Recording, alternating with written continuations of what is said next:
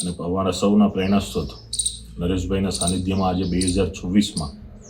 સંગઠનની કન્વીનર મીટ્સનું આયોજન ખોડલધામના પટાંગણમાં હતું અને આ બાબતે સંગઠનના અલગ અલગ ઘોષણાઓ થઈ છે. ગુજરાતના 31 જિલ્લાઓમાં કે જ્યાં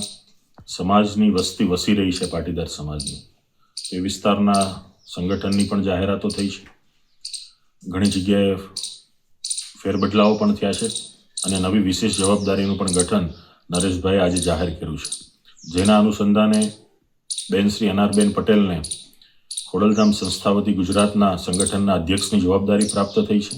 સંગઠનના અધ્યક્ષ તરીકે સમગ્ર પાટીદાર સમાજની વસ્તી,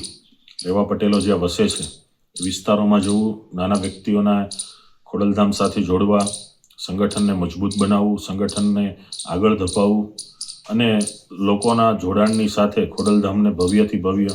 કઈ રીતે આગળ વધાવી શકાય, સમાજના નાના નાના પ્રશ્નોને પણ કઈ રીતે મદદ મળે ખોડલધામ મારફતે, એ માટેની જવાબદારી નરેશભાઈએ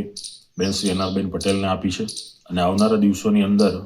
આ જવાબદારીથી ખોડલધામનું જે સંગઠન છે એક વેગવંતું બનશે અને એક મહિલા સશક્તિકરણના ભાગરૂપે પણ ગણી શકાય કે આજે પુરુષ પ્રધાન દેશની અંદર, ગુજરાતની અંદર એક મહિલાને જ્યારે આવી મહત્વની અને સંગઠનના અધ્યક્ષની જવાબદારી મળતી હોય, એ નિર્ણય પણ ખૂબ કડક અને કઠોર હોય છે. ત્યારે આ નિર્ણય બદલ